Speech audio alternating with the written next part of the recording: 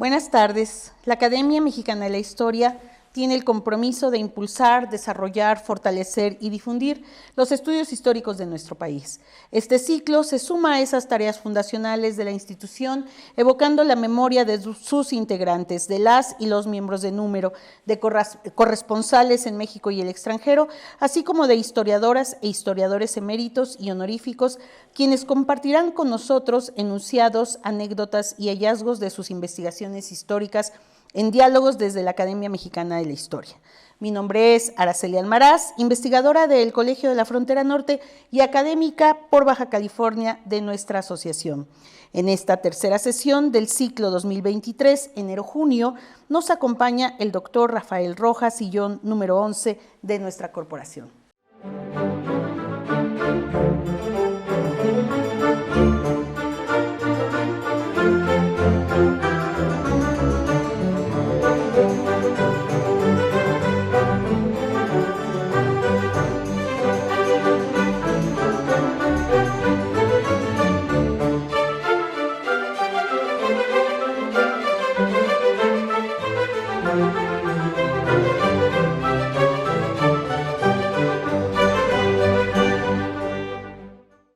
Muchas gracias, Araceli. Encantado de estar aquí y de conversar con ustedes. Pues me imagino que será muy interesante escuchar tu tránsito de La Habana a México. Y sobre todo, tú estudiaste filosofía y en estos años de formación en la Universidad de La Habana debe de haber sido un ambiente muy interesante para reflexionar y debatir. Pero antes de empezar con la universidad, ¿hay algún momento que haya marcado este interés por estudiar filosofía? Sí, bueno, yo decidí estudiar filosofía después de una breve experiencia en Moscú, en uno de los institutos adscritos a la Universidad Lomonosov como parte, digamos, de la formación en ciencias sociales. Y lo que estudié allí fue fundamentalmente economía política entre 1983 y 1985. Y yo creo que fue ahí el momento en que decidí que lo que quería estudiar era filosofía, aunque la filosofía que se enseñaba en Cuba, al igual que en la Unión Soviética y los demás países del campo socialista en la Guerra Fría, como tú sabes, era una filosofía marxista, y específicamente marxista-leninista. Y a mí siempre lo que me interesó dentro de la carrera de filosofía era la historia de la filosofía. Y entonces ya digamos que desde los años en que estudiaba en la Universidad de La Habana la licenciatura, entre 1985 y 1990, me fui, digamos, deslizando hacia la historia de las ideas, digamos que es una rama que lo mismo puede ser una rama de la filosofía que una rama de la historia, y poco a poco me parece que por mi contacto con algunos historiadores ya me fui enfilando más claramente hacia la historia académica. Claro, de hecho, tu tesis en licenciatura se va a titular Marx y la ciencia de la historia. Exacto. Marx y la historia, al final fue como quedó el título en la publicación, pero originalmente se llamaba así, Marx y la ciencia de la historia, y era como un intento de reconstruir al Marx historiador, fundamentalmente el 18 Brumario, de Luis Bonaparte, los ensayos sobre la guerra civil en Francia, sus estudios sobre las revoluciones del año 48, tanto en Alemania como en Francia, también la parte más propiamente de historia del capitalismo. El fetichismo de la bueno, mercancía. ya el fetichismo de la mercancía ya es muy economía política, pero hay partes del Capital y de los Grundrisse y también de los llamados manuscritos económicos y filosóficos del año 44 que tienen muchos apuntes, digamos, de teoría o filosofía de la historia.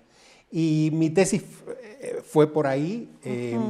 Y también traté de insertar la discusión sobre el Marx historiador en el gran debate que había entonces, que tú seguramente recordarás, entre modernidad y posmodernidad, las reformas que tenían lugar en Europa del Este, la perestroika y la glasnost de Mikhail Gorbachev, y finalmente la caída del muro de Berlín en 1989. Yo presenté mi tesis de licenciatura justo en 1990, digamos, en una coyuntura muy crítica para Cuba y para todo el campo socialista, que entre, digamos, la caída del muro de Berlín y la desintegración de la URSS al año siguiente. No, y además en un país como Cuba que está totalmente ligado para esos momentos ya con el desarrollo socialista, ¿no? Entonces era como una situación bastante imponente, ¿no? Estar viviendo eso. Así es, los cambios en la Unión Soviética y Europa del Este se vivían en Cuba como propios. Claro. Cuba formaba parte de ese campo socialista, con algunas tensiones, porque hubo, digamos que inicialmente en el campo intelectual, académico, universitario en el que yo me movía, hubo una visión inicial positiva de la reforma que encabezó Mikhail Gorbachev en la URSS, yo diría que entre el año 85, 87, y luego hay una reacción del gobierno cubano y de Fidel Castro específicamente en contra de la reforma, porque comienza a ver, yo creo que con mucha visión, Fidel Castro, que la crisis del campo socialista en Europa del Este puede afectar a Cuba. Claro.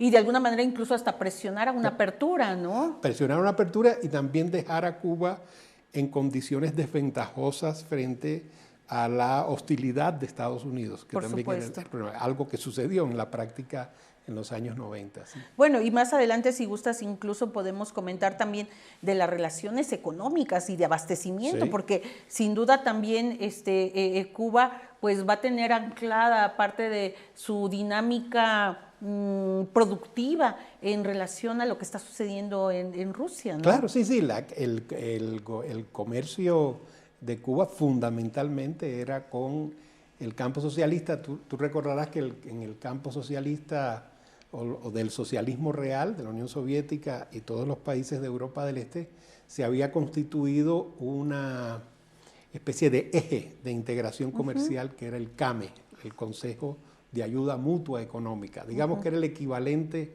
en la esfera comercial del Pacto de Varsovia, en la esfera militar. Y Cuba formaba parte del CAME.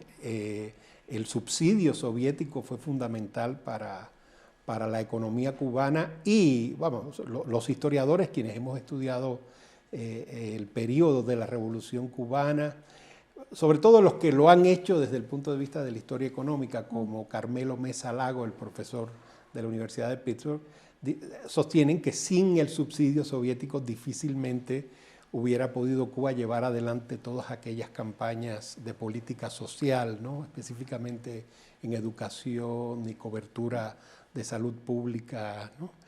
Tan importantes entre los años 60 y 80. Sin la Unión Soviética no se entiende la política social de la Revolución Cubana.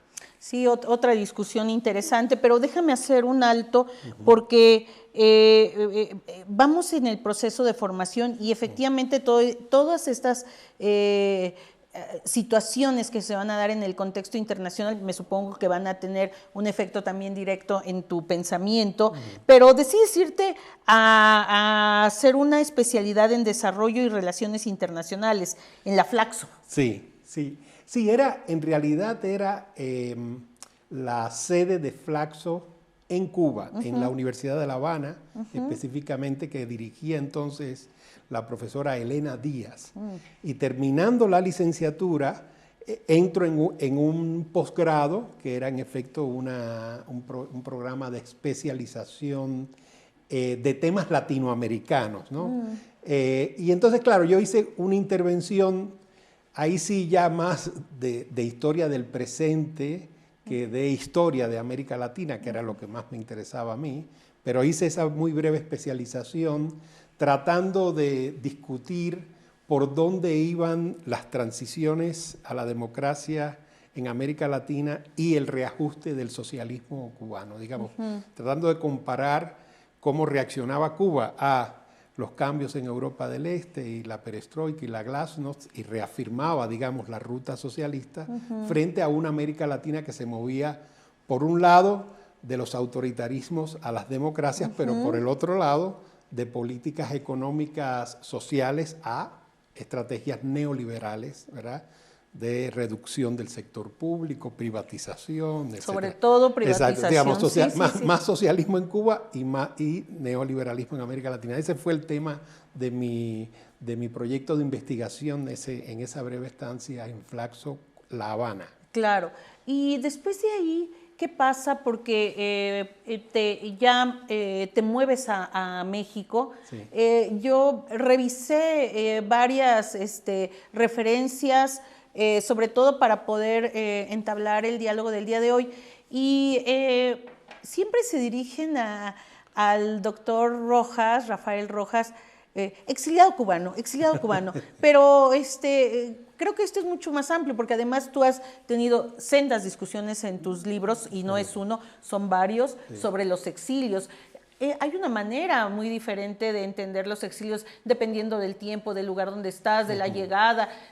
¿Cómo sucede esta llegada a la Ciudad de México, si fue el primer punto? Sí. ¿Y cómo se da tu salida de Cuba? Sí, yo en realidad, o sea, mi salida no tiene nada que ver con un exilio.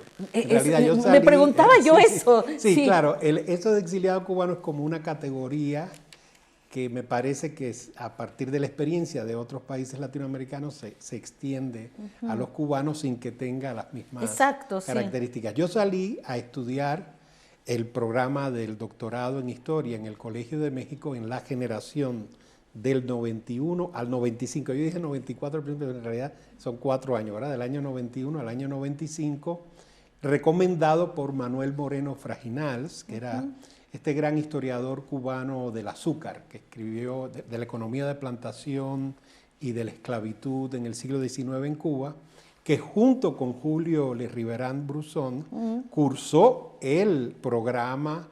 Entonces era de maestría, tú recordarás, no de doctorado, en la primera generación del Colegio de México en los años 40, o sea, alumno de Silvio Zavala, de José Gaos, de Daniel Cosío Villegas. Y Moreno, que al igual que Julio Le Riverand, vivían en La Habana, fueron mis profesores, los conocí tanto en la Universidad de La Habana como en el Instituto Superior de Arte, y eran profesores de ese programa de especialización de Flaxo. Eran de la planta, del claustro de Flaxo en La Habana. Y yo diría que, bueno, la recomendación de Moreno fue fundamental porque él mantenía muy buena relación con la doctora Vázquez, con la doctora Clara Lida, con Carlos Marichal, varios de los profesores que te acompañaron en la tesis. En el doctorado. Y luego también ya presenté, digamos, como proyecto de investigación ya una reorientación total de mis estudios hacia la historia.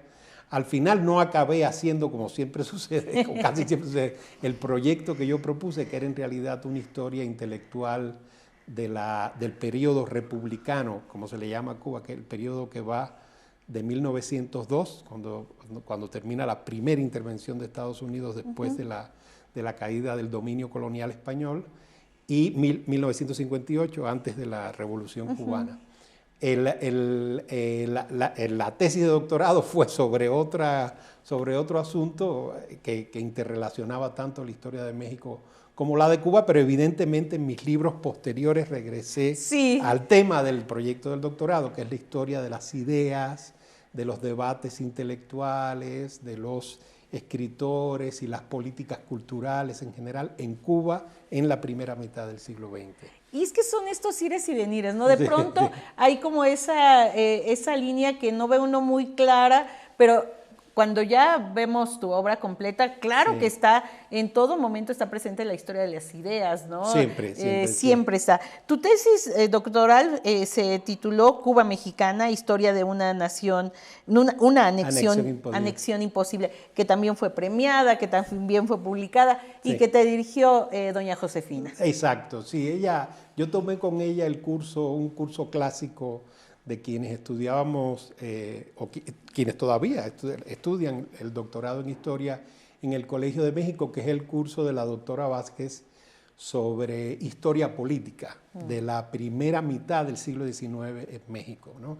Ella arrancaba, que era parte de la innovación de su mirada historiográfica, ¿no?, al tema de la independencia. Ella arrancaba no con las independencias, sino con las reformas borbónicas de finales del siglo XVIII, que son este intento de secularización por un lado y reforma de la administración territorial de la Nueva España a base de la creación de las intendencias, después de la visita de José de Gálvez, la gran reforma también del ejército borbónico, y ese proceso de reformas borbónicas, que incluye, por supuesto, la muy traumática expulsión de la Compañía de Jesús, de la Nueva España. Esas reformas borbónicas las entendía la doctora Vázquez como antecedente inmediato de la lucha por la autonomía, en 1808 en el Ayuntamiento y en la Audiencia de la Ciudad de México, y luego ya del estallido de la Guerra de Independencia con la gesta de Hidalgo primero y la gesta de Morelos después,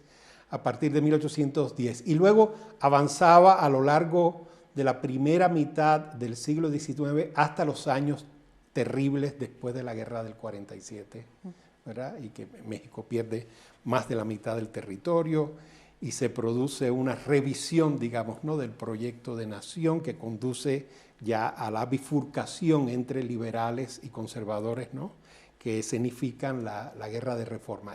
Eso era fundamentalmente el curso de Historia Política que enseñaba la doctora Vázquez. Y yo, una cosa curiosa es que yo lo tomé 2 veces. Yo tomé la primera, sí, eso pasaba mucho porque, o sea, yo tomé el primer curso con ella. Sí. Ahí decidí, cuando tomé el curso, que haría la tesis con ella y sobre las relaciones entre México y Cuba justo en ese periodo. O sea, qué papel jugó Cuba en la crisis de la Nueva España, qué papel jugó en el periodo inicial de las independencias. Yo me planteaba una pregunta que se habían planteado muchos historiadores antes, entre ellos Luis Chávez Orozco, José Bravo Ugarte, pero que yo sentí que no estaba bien respondida, que es que qué pensaron los independentistas mexicanos, específicamente los fundadores de la Primera República Federal, o incluso antes, Agustín de Iturbide, sobre el hecho de que Cuba permaneciera en manos de España, a unos kilómetros de Yucatán, digamos, claro, ¿no? Que eso era una amenaza,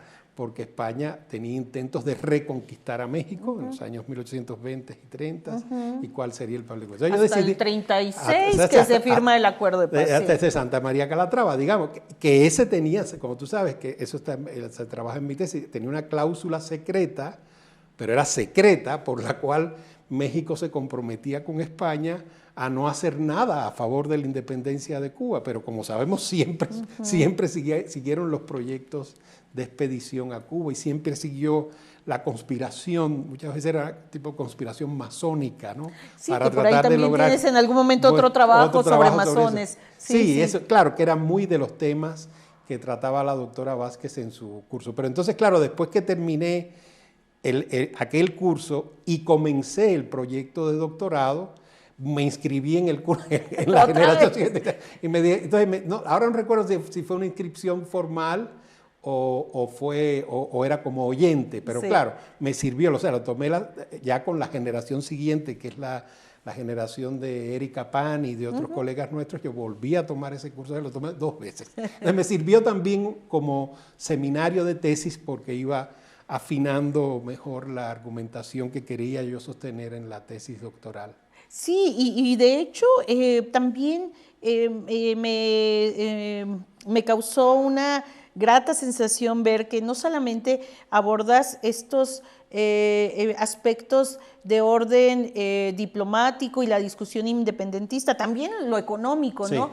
Que esto muchas veces quienes están como desde una línea no necesariamente cruzan con la parte económica, sí, ¿no? Sí, de hecho hay un par de capítulos sobre temas comerciales, uno sobre los situados, que eran estas sumas de dinero que depositaba el virreinato de la Nueva España en la Capitanía General de Cuba para sostener en buena medida la economía cubana, y otro capítulo que es sobre las relaciones comerciales con Cuba después de la Guerra de Independencia. Y ahí fueron fundamentales para mi tesis, y yo diría que en general para mi formación, otros dos historiadores. Uno, Enrique Florescano, que lamentablemente falleció hace muy poco y que regresó a enseñar al Colegio de México después casi de 20 años fuera de la enseñanza, justo en los años 90 con mi generación. Él nos enseñó un curso sobre historia comercial, agraria, económica, pero más cargado hacia la historiografía, de historia de la historiografía. Y me acuerdo que en su clase salió siempre el tema de los conflictos entre los consulados, las audiencias y los ayuntamientos, porque él decía, yo creo con mucha razón, que a finales del siglo XVIII, en el periodo justo de las reformas borbónicas, mientras los consulados seguían en manos mayoritariamente de los españoles, los ayuntamientos y las audiencias se abrían a la población criolla, y entonces había un conflicto siempre permanente, ¿verdad?, entre las instituciones de la Ciudad de México y las de Veracruz, por ejemplo, por la hegemonía que tenía el sector peninsular en el consulado de Veracruz. Y allí en eso es fundamental la relación con Cuba, tanto para el periodo de los situados, que son esta forma de financiamiento de la economía habanera desde la Nueva España, como para el momento inmediatamente posterior, que es cuando digamos, el gobierno de Guadalupe Victoria, luego el gobierno de Vicente Guerrero y más o menos el gobierno de Alamán y Bustamante, consideran en algún momento si ayudar o no a los cubanos a independizarse y qué hacer con la soberanía cubana si logran derrocar a España, porque esa era la otra, o sea, que se constituye una república independiente o que se incorpore a la Federación Mexicana. Lo que yo encontré en mi tesis fue algo, bueno, para mí por lo menos asombroso. Yo sabía que la doctora Vázquez conocía de esto. El otro historiador que fue muy importante para todo el desarrollo de esa parte de la tesis, de la parte comercial, fue Carlos Marichal. Claro, cómo no, historiador económico. Claro, de hecho, la parte dedicada a los situados, yo creo que sale de un curso que tomé con el doctor Marichal, y de ahí se conecta con mi tesis. Y yo diría que entre los tres, ¿no? Fui redondeando esta idea que, como digo, para ellos no era algo nuevo, para mí sí lo era, el hecho de que se hubiera considerado tan seriamente y durante tanto tiempo la posibilidad de que Cuba se incorporara a la Federación Mexicana, que Cuba se anexara a México. Fue algo que fui rastreando hasta el periodo de Porfirio Díaz incluso, hasta los años que van de 1896 a 1898. Claro, y que quizá de alguna manera esto, sin tener una relación inmediatamente directa, pero esta relación siempre México-Cuba tan cercana, tan de buena vecindad, ¿no? Sí. En muchos sentidos, y que quizá pueda tener un poco su antecedente en estas relaciones y en no hacer nada para los intereses de la propia España, ¿no? Sí, cómo no. Hay momentos en que, claro, México está valorando que es más conveniente para México también frente al conflicto de la independencia cubana, tomando en cuenta los intereses de España por un lado y Estados Unidos por el otro. Entonces, obliga a un ejercicio de diplomacia muy sofisticada, que ya se ve clarísimo en el periodo porfirista, porque en muy poquitos años la diplomacia de Porfirio Díaz, que encabeza Ignacio Mariscal, se mueve entre esas alternativas. A veces considera que es mejor que Cuba sea una especie de autogobierno autónomo dentro del Imperio Español, pero que España mantenga posiciones en el Caribe, porque eso ayuda a contener la hegemonía de Estados Unidos. Otras veces considera que sí, que no, que es mejor que Cuba sea plenamente independiente. Y bueno, como sabemos, Díaz llega a entrevistarse con José Martí aquí en México y le da apoyo económico para la independencia. O sea, que van considerando muchas opciones, ¿no? Viendo cuál es la que conviene más, ¿no?, al interés nacional mexicano, y eso demuestra una gran flexibilidad y pragmatismo, ¿no?, que a mí me sorprendió muchísimo. Claro, y que van a ser también tus grandes vetas históricas, porque sin duda, bueno, le dedicas también un libro a José Martí, las independencias sin duda están en toda tu obra, pero fíjate, yo tengo aquí una nota de tu paso en para estudiar la reconciliación nacional y la soberanía cubanas. a partir de una beca que recibes de la Fundación Rockefeller. Sí. Te vas a estudiar justo terminando el... Terminando, sí, el cuerpo de la tesis doctoral. Sí, la tesis, al final, la tesis acabó estando lista en el año 98, pero ya la investigación la había terminado. Y justo ahí, entre el año 96, justo en ese año, el año 96, un poco antes de que me contrate el CIDE, el Centro de Investigación y Docencia Económicas, estuve un breve tiempo haciendo una investigación sobre eso, la identidad nacional, los exilios, los grandes debates intelectuales y políticos cubanos ya en el periodo de la revolución. Y eso yo creo que forma parte, junto con mi primer proyecto de doctorado en el colegio, de estos libros que luego escribí, específicamente uno que se titula Tumbas sin sosiego, que ganó el premio Anagrama de Ensayo en 2006. Claro, sí, lo vamos a tocar. Incluye Sí, casi todos estos temas, ¿no? Sí, sí. De esos años, sí. Tú le dedicaste tu tesis doctoral a Julio Le Riverain-Brusson, Sí. por un aspecto muy peculiar. ¿Nos quieres contar? Sí, bueno, Julio Le Riverain, fue junto con Moreno Fraginals y Carlos Fontanelas de los primeros graduados cubanos del Colegio de México, desde las primeras generaciones de estudiantes del Colegio de México en los años 40, se interesó mucho en la relación entre la Nueva España y la Capitanía General de la isla de Cuba hasta el siglo XVIII, y luego en la relación entre el México moderno o republicano y la colonia cubana de España, ¿verdad? En los años del siglo XIX. Y de algún modo, en aquellos estudios sobre por ejemplo, los primeros exiliados cubanos en la Nueva España, ¿no?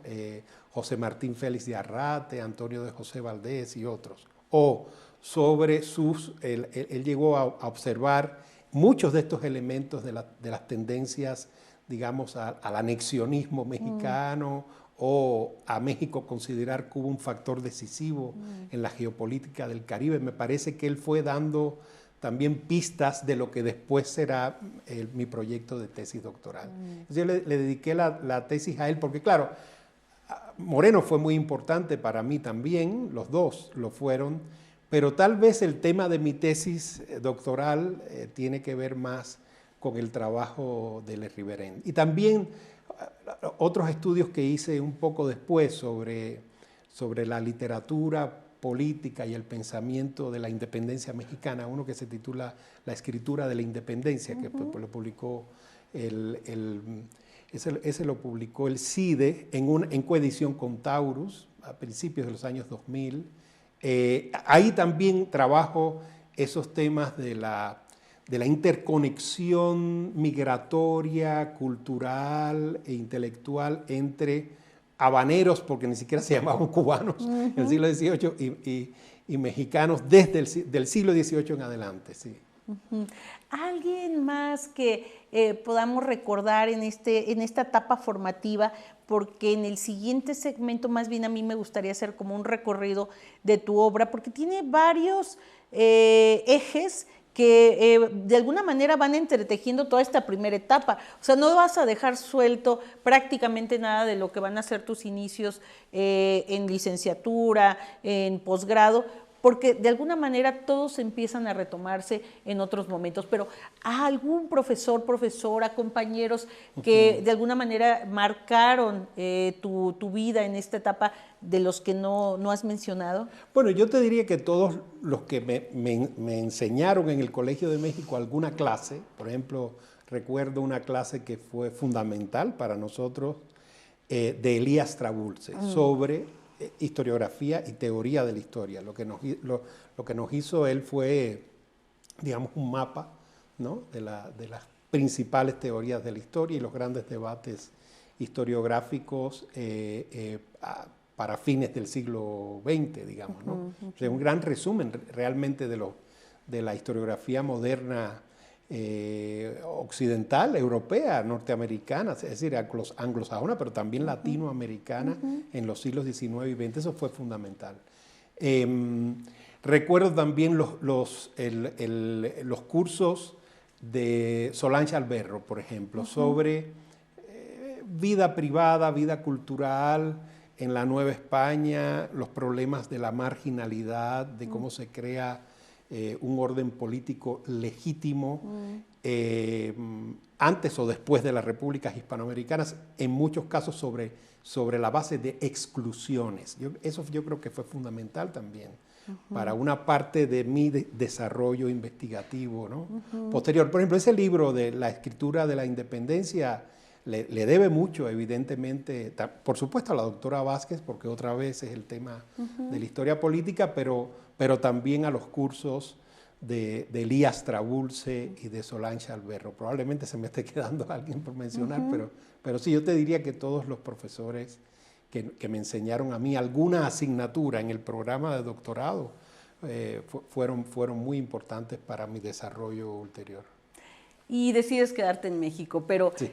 Hablemos de tu obra ya prácticamente arraigado a este país en el siguiente segmento. ¿Te parece bien? Muy bien, adelante. Volvemos en un momento para seguir dialogando con el doctor Rafael Rojas, sillón número 11 de nuestra Academia Mexicana de la Historia.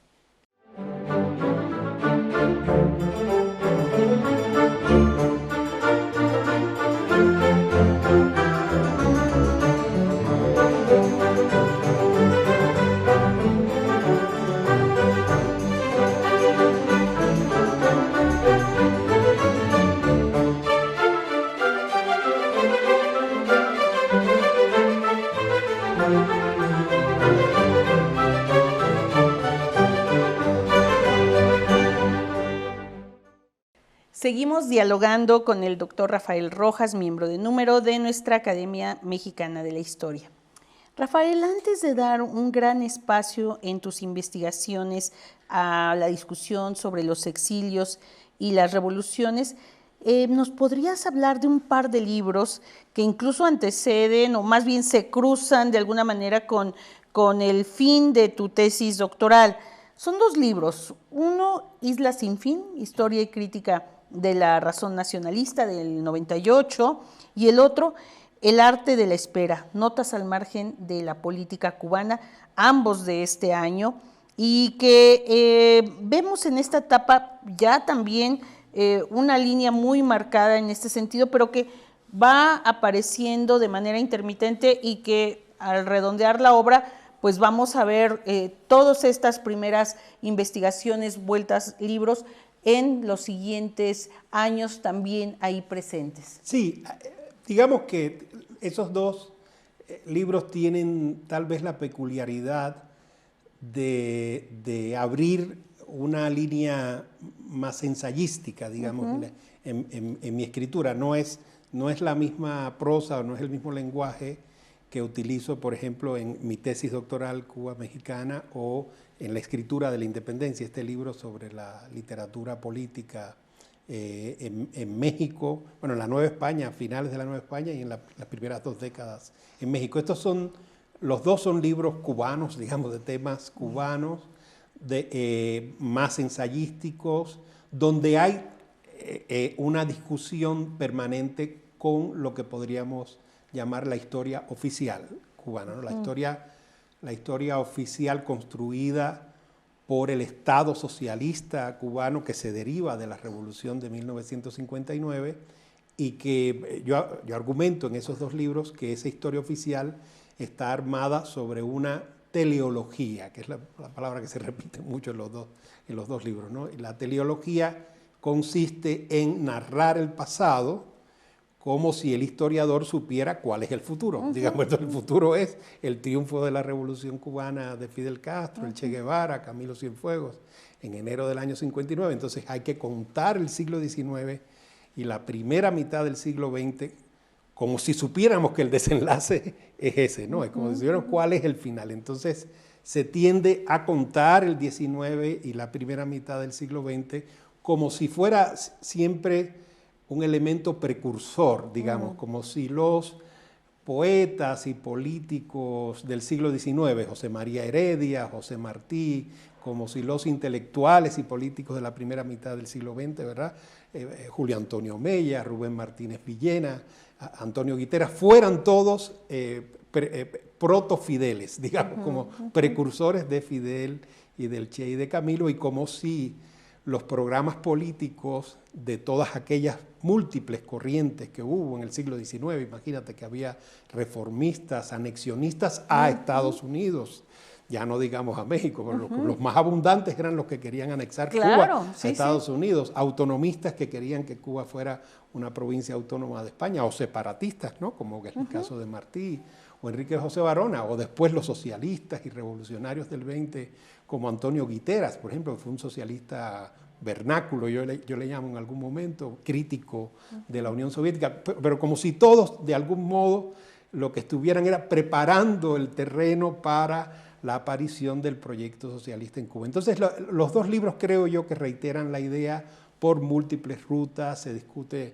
en Islas Sin Fin, se discute más el siglo XIX, creo, aunque también hay una parte dedicada a la narrativa de la revolución.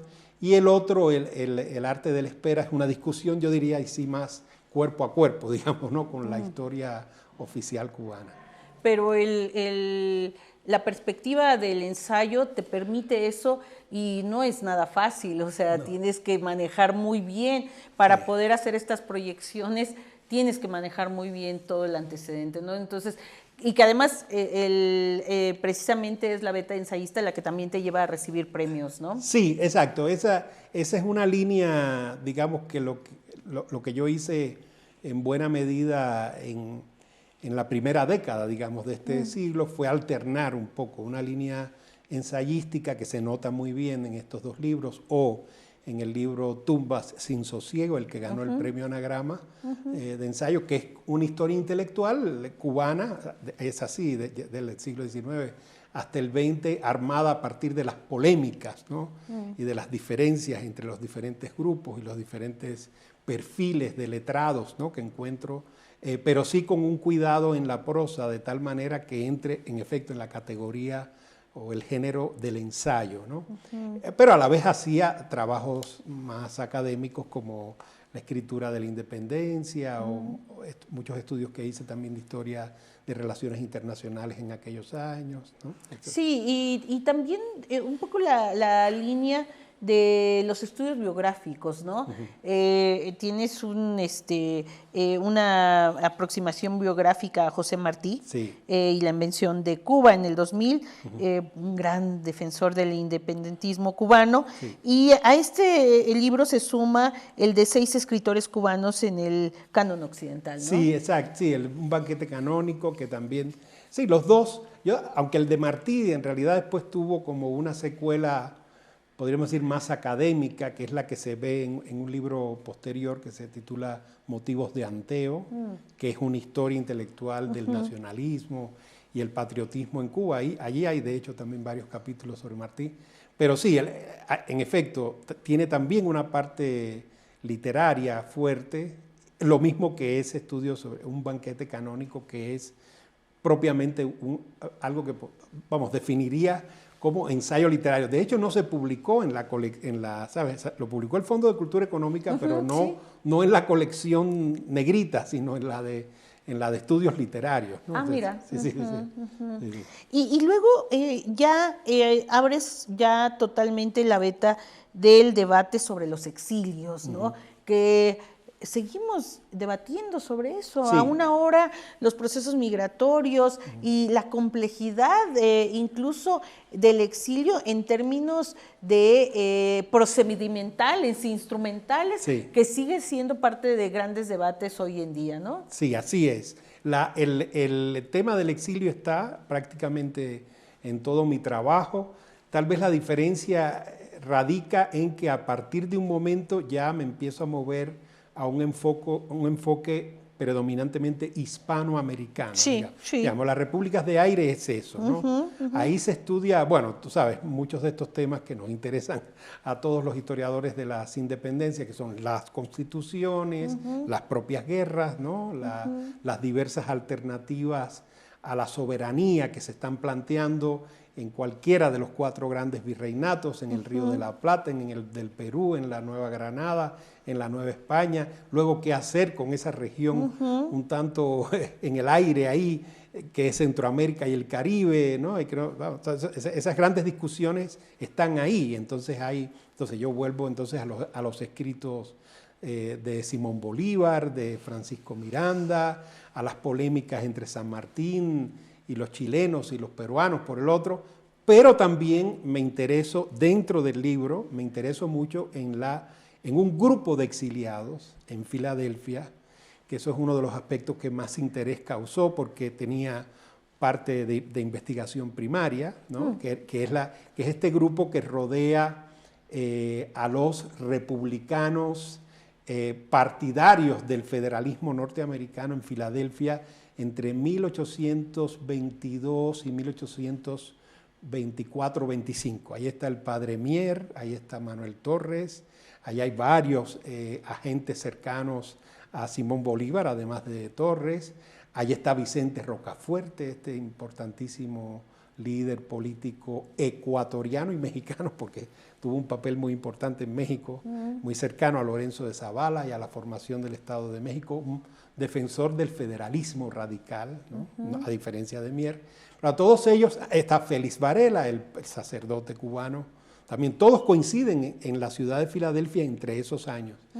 Y todos se vuelven bolivarianos, son partidarios de que México abandone el proyecto de gobierno del Imperio de Iturbide y transite a la República Federal, y se dan a la tarea de traducir al español los textos fundacionales del republicanismo estadounidense. Entonces traducen la Constitución de Filadelfia, traducen los papeles del Federalista, traducen a Thomas Paine, que ¿sabes?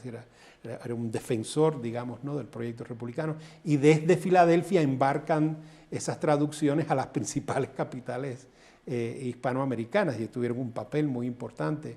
Por ahí alguna reseña que se publicó, creo que en la revista Prismas, una historiadora me hacía la objeción. Lo ideal hubiera sido dedicar todo el libro a eso, nada más, ¿no? Pero claro, sí, el capítulo está investigado, a mí me pareció que era suficiente, ¿no? Lo que se trataba en el volumen. Y claro, los otros estudios están en diálogo con eso, porque hay que estudiar también las constituciones, es la que hago ahí, las distintas maneras de entender el unitarismo, el centralismo y el federalismo, porque no hay solo dos, ¿sabes? Claro, sí. Entonces, claro, entonces el libro es eso, se estudia en efecto, en este caso, una colonia de exiliados, por lo tanto el exilio está presente allí, pero claro, me interesaba más el fenómeno de la fundación de las repúblicas hispanoamericanas en general, en la primera mitad del siglo XIX. Claro, y entonces ahí en esa visión macro, pero no macro en el sentido de acumular países, sino más bien en esta visión de historia comparada, que va a permitir una riqueza enorme, ¿no? Para poder entender qué los une y cuáles son las particularidades. Ahí ¿no? está, sí, eso es muy importante. Por ejemplo, ¿en qué momento surgen los monarquismos, ¿no? O la tendencia al monarquismo, que en San Martín, por ejemplo, específicamente en la parte del Río de la Plata y su choque con las ideas de Bernardino Rivadavia, que era más claramente un republicano, o en el Perú, hay una parte dedicada a uno de los grandes letrados y constitucionalistas peruanos, Manuel Lorenzo de Vidaurre, que capta muy bien ese dilema, ¿no? entre si se le abre el campo al monarquismo o no. Cuando se compara con México, vemos que después de la experiencia de Agustín de Iturbide hay un cierre de filas republicano muy fuerte hasta finales de los años 40 y sobre todo después a partir del 52 con la dictadura de Santa Anna, es que se reabre otra vez claramente la corriente monarquista, pero son distintos los casos, ¿no? Claro, y por aquí me imagino que también entra la discusión de los grupos masones, ¿no? Sí, eso estaba ya en mi tesis en Cuba Mexicana, y en este otro libro que se titula La escritura de la independencia, en los dos se estudia este tema clásico de la pugna entre yorquinos y escoceses, o sea, la logia de los yorquinos, que era cercana a la embajada de Estados Unidos en México, a Mr. Poinsett, que era el embajador de Estados Unidos, era un promotor de la logia yorquina, a la que pertenecían José Ignacio Esteva y Lorenzo de Zavala y todo ese grupo, y la otra logia escocesa, que era la más cercana a su vez a Mr. Ward, que era el embajador británico, que eso era de las cosas que nos enseñaba la doctora Vázquez a nosotros en las clases, ¿no? Y entonces la logia escocesa miraba con recelo la hegemonía de Estados Unidos en el hemisferio, buscaba una relación prioritaria con la Gran Bretaña, también era como que recomendaba a los republicanos mexicanos no atizar demasiado el conflicto con España para evitar la reconquista. Y en ese sentido desautorizaban, en otros términos, la posibilidad de un apoyo a la independencia de Cuba. Eso está mi tesis doctoral está, y luego sí pude trabajarlo un poco mejor al nivel de la panfletografía. O sea, que es una época de explosión de los panfletos. Y ese fue un tema que... Era el Twitter. Sí, exacto, el Twitter entonces. Sí, exacto. Y en esa época teníamos la colección La Fragua, ¿te acuerdas? Que era, que estaba, que yo recuerdo estaba en la sección hemerográfica de la AGN, y luego después lo compró la UNAM. Y entonces, claro, en esa época, finales de los 90, principios de los 2000, apenas comenzábamos a estudiar la panfletografía. Ya ahora se ha estudiado bastante, pero era impresionante aquello, ¿no? Y ahí había un acervo interesante para estudiar el choque de las logias, más allá de donde lo habían dejado algunos historiadores como Michael Costello, ¿verdad? Timothy Anna, que habían tratado esos temas, pero que se quedaron así a cierto nivel superficial, ¿no? Claro, y si se empieza a comparar, y me imagino que en algún momento lo haces en parte de tus escritos, por ejemplo, las logias en Argentina, San Martín o Miranda, ¿no? Como desde esas otras latitudes también hay una situación muy peculiar que va a definir la organización de los territorios, ¿no? Así es, claro. A la parte que yo recuerde, ni en las repúblicas de aire o en este otro libro que trata sobre el choque entre liberales y conservadores, que se llama Los derechos del alma, no hice comparaciones de la masonería. Fíjate, curiosamente, los estudios sobre la masonería en México los hice más en estos estudios previos, pero siempre la masonería aparece ahí, por cualquier lado, ¿no? Ahora justo he estado leyendo en esta colección reciente sobre intelectuales latinoamericanas, en la que participo yo con un estudio sobre Mirta Aguirre, algo que yo no conocía, que es la revaloración de la masonería en relación con los derechos de la mujer a finales del siglo XIX y principios del siglo XX, como por ejemplo Paulina Luisi, la famosa ginecóloga y sufragista uruguaya, que fue una defensora del ingreso de las mujeres a las logias masónicas en las primeras décadas del siglo XX en el Río de la Plata. Estamos hablando, o sea, de los 1900 a los 1920.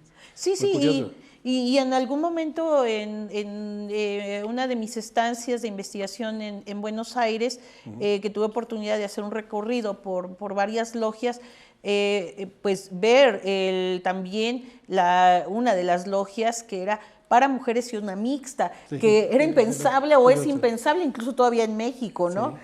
O no son muy visibles, ¿no? Así es. Y claro, ¿no? Este antecedente para esos países. Pero justamente tocas el tema de la historia intelectual, que es otra de las vertientes que desarrollas. Y en esta línea destaco los entrelazamientos también de la literatura y la política expuestos, al menos en los libros El estante vacío, Literatura y Política en Cuba. Este que ya citabas, Motivos de Anteo, Patria y Nación en la Historia Intelectual de Cuba, o este otro que salió en inglés, Essays in Cuban Intellectual History. Sí, sí, esos, claro, son todavía de la primera década del siglo XXI. Son estudios, digamos, que se van desprendiendo de aquellas investigaciones que inicié sobre la historia intelectual cubana. Ahí, por ejemplo, son muy importantes en el caso de de Motivos de Anteo o del Estante Vacío, que lo publicó Anagrama también. El Estante Vacío es como una especie de apéndice a Tumba sin Sosiego, si se ve, y lo publica la misma editorial, porque Sí. son libros que tienen mucha relación, como se le decía antes, como apostillas, ¿saben? Que son como que eso es algo que queda como en el cajón desastre Sí. de una investigación, y algo que creo que caracteriza a todos esos libros, creo que ya lo mencioné, es la importancia que le doy a las polémicas, pero también a los espacios de sociabilidad dentro del campo intelectual. Y ahí son inevitables las revistas. Es un tema que se ha vuelto ahora muy, muy presente en la historia intelectual ahora, con estos estudios que ha hecho Horacio Tarcus, por ejemplo, en Argentina, que estudiar revista por revista cuáles son sus grupos, cuáles son sus fuentes de financiamiento, su proyección editorial, cómo se localizan en la esfera pública, cómo entablan esa relación agonística de lucha, ¿no? Con otras revistas, ¿no? Eso es muy importante en todos esos libros. ¿Sí? Bueno, y que ahí Argentina y su producción literaria es Sí. enorme, ¿no? Sí, Enorme. Sí. Y que bueno, también trastocada de alguna manera por de pronto esta crisis también de las editoriales, de las ¿no? editoriales, sí, Que... sí. Bueno, y México y Cuba también, ¿no? Sí, sin duda. También, sí. donde pesan mucho las revistas, digamos, Sur, en Argentina, bueno, pero en México, Examen, Contemporáneos, ¿verdad? O en Cuba, Orígenes, Ciclón, así. Sí. Y ahorita pues una aparente reducción y crisis, incluso hasta de los debates grupos, ¿no? Sí, revisteriles, le dice Horacio Tarcus, que es un neologismo. Eso Sí. Y bueno, Cuba está presente siempre, ¿no? Cuba está presente siempre, pero en algún momento sí le dedicas un espacio a Fidel como un actor importante dentro de la Revolución Cubana, pero lo enmarcas, porque este título salió en inglés, Fighting Over Fidel, The Cuban Revolution and the New York Intellectual. Sí, ese, igual que la historia mínima de la Revolución Cubana que hice para esta colección que dirige Pablo Yankelevich en el Colegio de México, forman parte de estos estudios ya más específicamente dedicados a la Revolución Cubana. Hasta entonces, como ves, la parte fundamental de mi trabajo sobre Cuba versaba sobre el siglo XIX justo hasta el año 59, pero tanto en la historia mínima como en este estudio muy particular que hice de la izquierda de Nueva York, y su manera de... Ahí en esos dos sí trato ya más la Revolución Cubana, o diríamos más bien la primera etapa de la Revolución Cubana, que es de los años 60 hasta el año 76.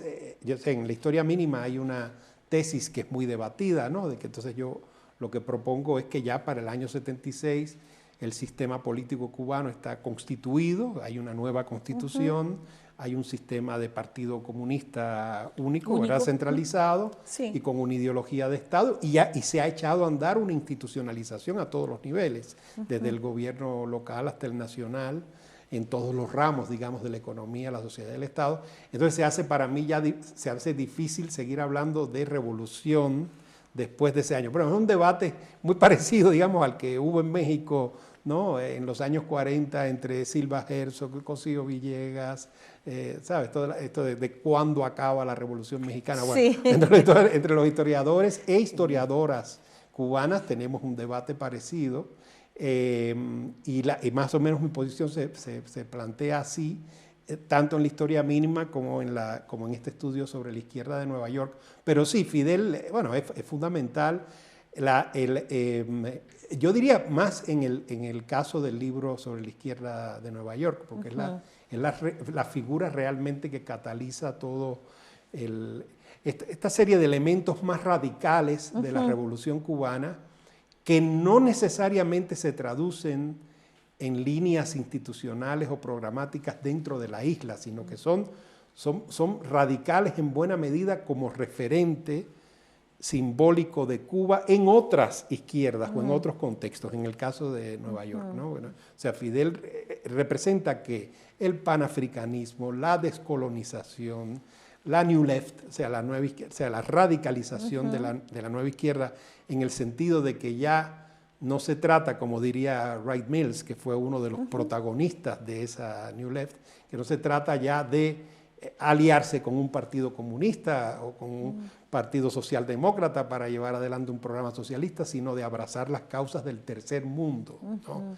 Y entonces como una especie de izquierda transnacional que es descolonizadora, que está, ¿verdad?, por enfrentar de verdad el problema del subdesarrollo en América Latina y en el tercer mundo, de condenar la guerra de Vietnam, de oponerse al racismo y a diversas formas de exclusión. Entonces ya es, ¿no?, es otra revolución cubana, es más bien la revolución cubana como fuente de la nueva izquierda occidental y no tanto la revolución cubana en sus ideas, sus programas, sus instituciones o sus gobiernos, ¿no?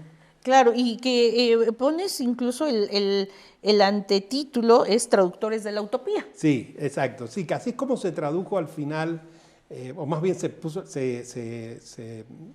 logró la edición en español en el Fondo de Cultura Económica. El tema de la traducción de la utopía es muy importante en la edición de Princeton University Press, en la primera parte, precisamente por eso. Porque otra vez si te fijas, es el mismo fenómeno de aquel grupo de republicanos de Filadelfia, que lo que hacen es traducir el republicanismo y el federalismo norteamericano en términos hispanoamericanos. No, aquí es igual, aquí es un conjunto de grupos intelectuales, políticos, partidos, porque ahí yo estudio los Black Panthers, por ejemplo, la revista Monthly Review, la de Paul Baran, Paul Sweezy, aquellos economistas de Manhattan, ¿no?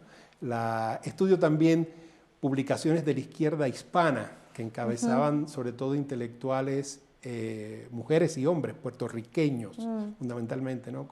La revista Palante y otras revistas, ¿verdad?, de la nueva izquierda hispana de los años 60 y 70. Y claro, lo que yo estoy observando ahí es eso, que traducen las ideas de Fidel, del Che, de Camilo, pero en términos del Nueva York o el Harlem o el Manhattan, ¿verdad?, de los años 60 y 70, y ponen a funcionar esas ideas para sus luchas, ¿no?, en ese espacio, ¿no?, que entiendo como un microcosmos de la izquierda occidental, Nueva York, ¿no? Y que no es la mera figura, sino que trasciende eso que en el Vox Populi es la boina del Che o la imagen, ¿no?, de Fidel. Sí, no es exacto, no son los íconos, ni son únicamente las ideas que ellos están involucrando en sus luchas, porque ya sabes, ya para mediados de los años 60 el Che Guevara está fuera de Cuba y echa a andar primero la guerrilla en el Congo, luego la guerrilla en Bolivia, y las ideas de que de hecho está manejando el Che,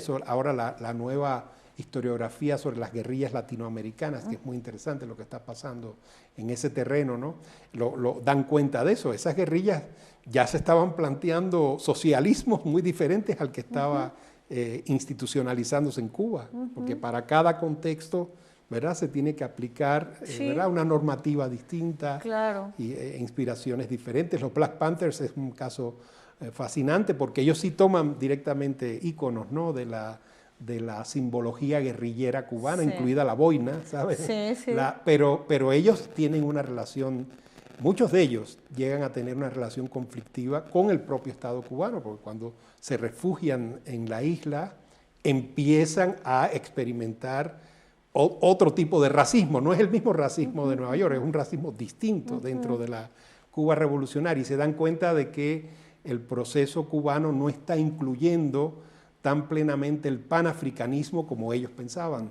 Y más bien hay un combate, por ejemplo, a la religiosidad afrocubana desde la perspectiva del marxismo-leninismo, porque se veía la espiritualidad o la religiosidad afrocubana como idealista, supersticiosa, atrasada, ¿sabes? O sea, no materialista en el sentido de la ideología del Estado. Entonces hay una serie de conflictos que los lleva, en algunos casos, algunos de ellos los lleva a un desencanto. Yo no diría que a una ruptura, porque mantienen su respaldo a Cuba, especialmente frente a la hostilidad de Estados Unidos, pero es algo que encontramos, por ejemplo, en el caso de los trotskistas y de otras izquierdas, ¿no?, tanto en Estados Unidos como en América Latina, ¿no? Claro, pero también es exponer cómo estos purismos se enfrentan justo a este tipo de ritos que también prevalecen, la santería y demás, que Claro, atraviesan claro. las prácticas, ¿no?, Sí. de los revolucionarios, de los izquierdistas, y frente a esos purismos que dicen, pero ¿cómo, no? Sí, sí, exacto. El marxismo-leninismo no encaja muy bien en eso. Claro. Y es muy interesante porque algunos de ellos, como Eldridge Cleaver, que yo reconstruyo en mi libro, pasó por Cuba y enseguida entró en contacto con los grupos afrocubanos, ¿no?, de la izquierda afrocubana y de intelectuales que desde revistas como Pensamiento Crítico defendían la línea de los Black Panthers y trataban de desplazar algunos elementos del panafricanismo y la descolonización a Cuba. Y entonces allí genera eso un conflicto muy interesante para estudiar, ¿no? Y bueno, quisiera terminar este segmento haciendo referencia a dos libros que ya son escritos hacia el final de la década pasada, en 2018, Viajes del Saber, ensayos sobre y traducción en Cuba, en donde integras 10 ensayos sobre la lectura y la traducción como recursos de diseño y la proyección de poéticas e intelectuales en el espacio público cubano, y el otro, el de la polis literaria, Sí. la revolución, el boom y otras polémicas de la Guerra Fría. Y en este libro recuperas el concepto de la revolución, pero a través de la voz de grandes novelistas, como son Octavio Paz, Carlos Fuentes, Vargas Llosa, Cortázar, García Márquez. Qué interesante este posicionamiento tuyo a partir de los novelistas, Sí. íconos también. Sí, claro. Es un experimento similar al de Nueva York, pero en América Latina, ¿no? O sea, lo que traté de hacer es estudiar o explorar el referente de la Revolución Cubana en los debates de la izquierda intelectual latinoamericana ligada al boom de la nueva novela. Lo digo desde el principio para aclarar, ¿no?, en el libro, de que no voy a estudiar todos los escritores ni las escritoras, porque ya sabemos que hay un problema de sesgo de género fuerte en los estudios del boom, Sí. que deja fuera muchas de las escritoras de esa generación. Pero claro, lo que yo intenté fue ir otra vez a las polémicas. Y entonces, claro, ahí, como pasa muchas veces, seguramente a ti te ha sucedido, el libro se fue armando por la fuente. O sea, porque Sí. pude leer los originales de las cartas entre esos escritores que están en la biblioteca Firestone de la Universidad de Princeton. Ahora me acabo de enterar que en unos meses se van a publicar esas cartas, pero en mi libro en el 2018 lo que hago es glosar la mayor parte de esas cartas inéditas, cartas entre Vargas Llosa, Cortázar, García Márquez, Carlos Fuentes. Carlos Fuentes es muy importante en todo el libro porque de hecho era como una especie de líder del grupo, del boom. Él es el que... A él se le ocurren varios proyectos editoriales conjuntos. Como Y por todos ejemplo, están escribiendo con él. Todos están escribiendo con él, ¿no? Claro. Y del lado cubano hay varios. Están Guillermo Cabrera Infante, Severo Sarduy y José Lezama Lima. Pero yo diría que en buena medida el eje es Fuentes. Por ejemplo, a Fuentes se le ocurre en el año 67, y yo hago una reconstrucción de la idea y cómo él se la propone a los demás, una antología que fueran relatos escritos por cada uno de ellos sobre un dictador preferido. Dice, bueno, escojan su dictador preferido en la historia de cada uno de los países. Sí. Entonces le dice a Gabo, bueno, escoge tu dictador colombiano preferido, ahora tu peruano preferido. Entonces cada uno va a escoger. Jorge Edwards, que lamentablemente falleció en estos días, escoge a Balmaceda, que es un presidente chileno de finales del 19 que se suicidó. Y él quería que Gabo hiciera uno sobre Rojas Pinilla, que era el dictador de los años 50, que les había tocado a ellos, porque ellos salen a los exilios en los años 50, Sí. Bueno, menos Fuentes, digamos, que no tiene el mismo caso, pero No. todos huyendo de dictaduras militares, Sí, ¿no? sí. La de Odría en Perú, la de Rojas Pinilla en Colombia. Y entonces así se van repartiendo. Al final, él le invita también al gran escritor cubano Alejo Carpentier y le dice, Sí, bueno, ¿y está por qué en no hace todo. sobre Gerardo Machado, que es este dictador cubano de los años 20 y 30? Y Carpentier le dice que sí. Al final, la antología nunca logra armarse porque, como yo explico en el libro, vienen los pleitos, las polémicas en el año 68 por Cuba y luego el caso Padilla, que es este poeta cubano que encarcelan a principios del 71 y genera una fractura entre todos ellos.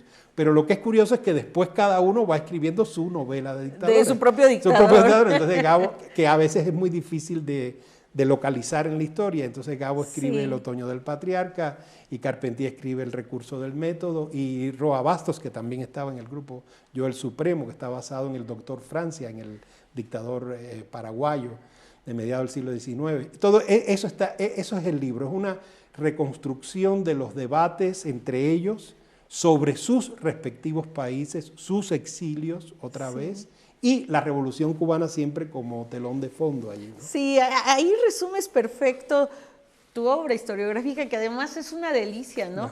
Yo no he podido leer todos tus libros, te soy sincera, porque hice la revisión para poder estar dialogando contigo, pero quedé atrapada, ¿no? Quiero leer más a Rafael, porque en realidad esta relación con la literatura es fascinante, ¿no? Sí. Sí, es permanente, incluso en mi último libro, que es este que publicó el Colegio de México, La epopeya del sentido, que es una historia conceptual, ¿no? De la Revolución Mexicana, un poco en la línea esta de la nueva historia conceptual. Hay de nuevo, aparecen los exilios, las revistas, ¿sabes? Los grupos intelectuales, los debates. A cierto nivel se estudian las constituciones, por ejemplo, los debates constitucionales, casi como si fuera un género literario, y la literatura como si fuera un género jurídico o histórico. Claro. Entonces mezcla todo, ¿no? Claro, claro. Y que eso es lo que le da riqueza a tu obra. Si te parece, vamos a continuar en el siguiente segmento hablando ya no de tus libros y de tus reflexiones, sino más bien de dos momentos que van a marcar también tu trayectoria profesional. Tu paso por el CIDE y ahora tu participación en el Colmex. Muy bien. Volvemos en un momento a seguir dialogando con el doctor Rafael Rojas, miembro de número de la Academia Mexicana de la Historia.